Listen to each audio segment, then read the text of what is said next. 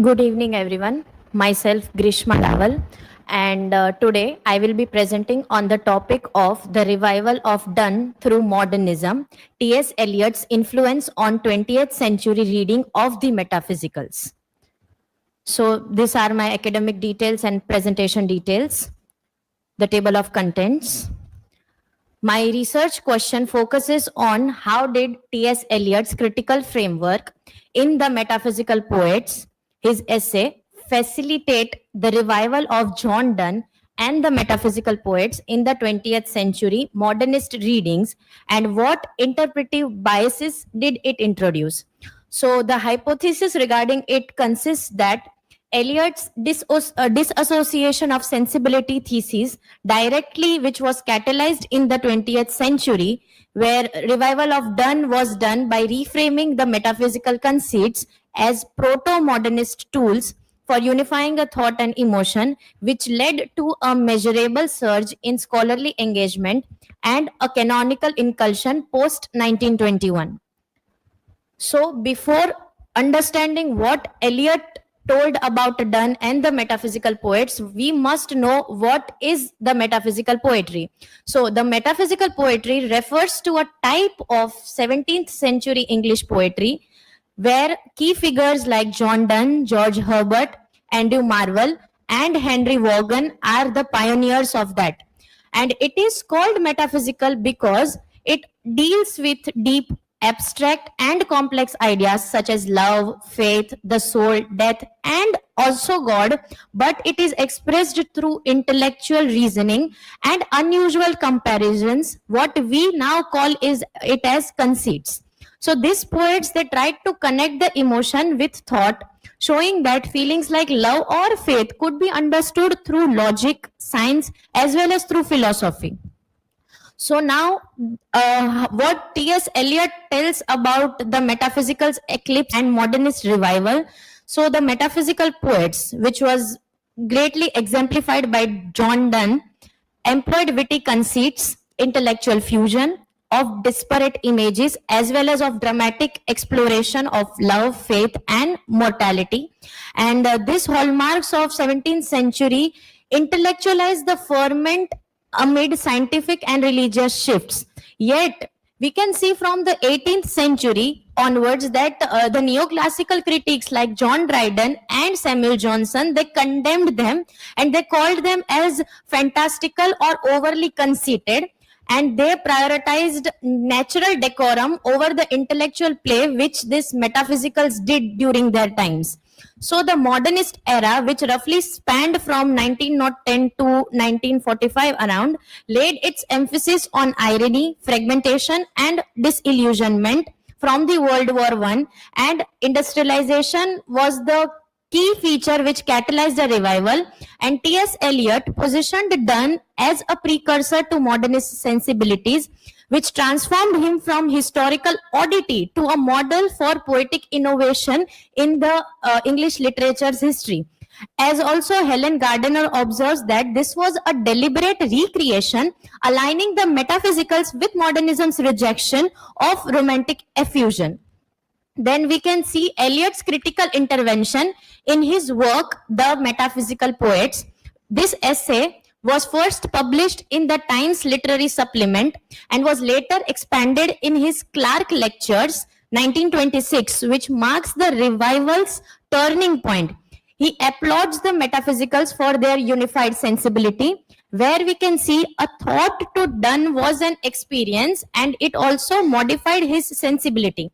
So he had done three key arguments where he talks about dissociation of sensibility, where he argues that after Donne, English poetry just disassociated intellect from emotion, and a fracture was deepened by the 19th century reflective individualism. Donne's conceit, like he's blending cosmic and erotic in the canonization, prefigure modernist telescoping of images, which offers a remedy for contemporary fragmentation. Then he talks about the anti-romantic stance, where he is rejecting the romantic emphasis on pure emotion, and he is praising Donne's ironic dramatic mode as intellectually rigorous and suited to the modern crisis. And it is a manifesto for modernism, because it calls on poets like Ezra Pound and himself as well to emulate this fusion, which directly is influencing imagism and high modernism. So post 1921, Donne's popularity very much exploded, which shifted scholarly focus from dismissal to emulation. So his influence on 20th century readings, where he reshaped criticism, teaching as well as practice, and he canonized the metaphysicals as modernist antecedents. His critical legacy underpinned new criticism's focus on textual ambiguity, with figures like F.R. Lewis extending his views on re-evaluation, and he is calling John Donne a poet of the plain style for the modern times. A pedagogical shift is seen where universities have integrated Donne into their core curricula. In 1930s, editions like Hayward's The Complete Poems of John Donne emphasized Eliot's dramatic readings over the devotional ones. So here we can see that how much Eliot was in praise of John Donne. So it also occurs in the modernist poetry, like Eliot's Wasteland incorporates Donne-like allusions and conceits, like fragmented dialogues, which are seen echoing in the canonization, whereas Pound's cantos and W.H. Auden's work adopt metaphysical wit. So these three are very much beautifully blending Donne's work in their modern works. So this influence extended globally, and they informed Latin American modernisms, though it sparks debate later on interpretive biases, yet they gained focus and good influence as well worldwide. If we talk about the link up between Donne's lyrics in Eliot's proof work about irony and dramatic self-consciousness, then the connection which Donne's speaker often use are witty, self-aware irony to explore psychological tension, which Eliot is brilliantly using in his concept of modernist neurosis and hesitation. And this revival also positions Donne as a precursor to Eliot's ironic persona, and it is also rejecting the romantic sincerity. If we talk about an example from Donne, that in The Flea, the speaker is dramatizing the seduction through a conceit of shared blood between two lovers. The line goes like, "It sucked me first and now sucks thee. And in this flea, our two bloods mingled be." So here, irony is lying in the speaker's intellectual play, which is masking his emotional urgency. If we talk about Eliot's link up in this, then in the love song of J. Alfred Prufrock, the speaker's indecision here mirrors Donne's dramatic introspection from, if we talk about the flea, and the line goes like, "Do I dare disturb the universe? In a minute there is time for decisions and revisions, which a minute will reverse." Here Eliot is explicitly nodding to Donne and his notes using similar ironic questioning. So a scholar named Rix traces this influence and is arguing that Eliot here adopts Donne's prejudiced irony for modern doubt, and Merowitz connects it to Eliot's anti-romantic manifesto. In broader implication, we can see the connection between Eliot's the love song of J. Alfred Prufrock with the flea. And if we talk about post-Eliot criticism, Clint Brooks is reading marvels to his coy mistress through Eliot's irony as a proto-modernist text, which was inspired by Donne, and feminist scholars like Barbara Livalsky challenge this male-dominated lens, recovering women's metaphysical voices, and is also critiquing Eliot's Protestant overlay on Donne's Catholicism. So in broader implication, this Eliot's revival highlights modernism's dialogue's engagement with the past, but invites the post-colonial as well as the gender critics. So to conclude this, I can say that Eliot's intervention revived Donne as a vital voice for the 20th century dislocations, which embodied modernism's search for coherence amid chaos.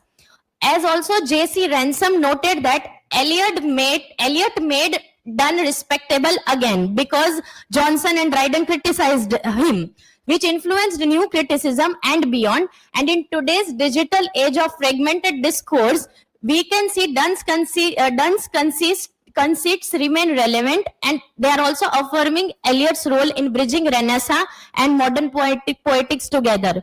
So this topic underscores a constructed nature of canons, urging ongoing re-evaluation in the literary studies.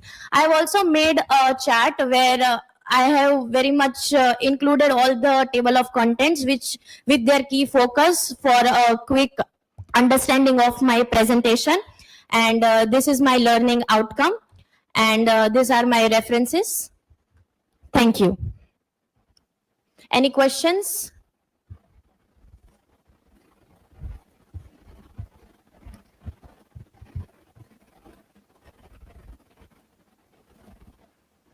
By listening your presentation, I would like to ask you, are there any major metaphysical poets that Eliot overlooked or undervalued in his essay, or why might this be significant?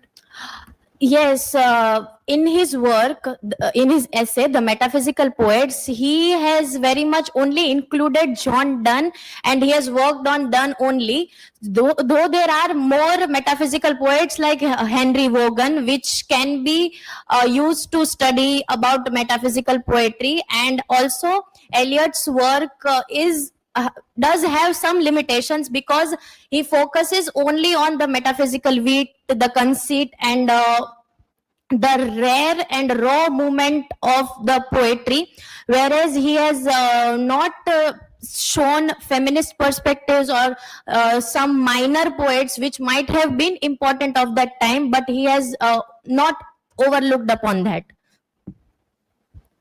Anything else?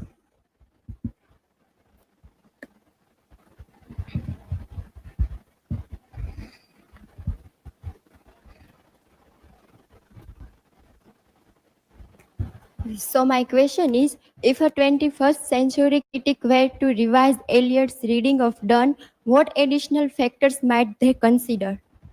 If talking about the contemporary times, then post-colonialism, digitalization, also proto-feminism, feminism, these are the concepts which one can revamp and add in from taking inspiration from Donne and Eliot himself in their work, and they can work on that part. Thank you so much. That is from my side.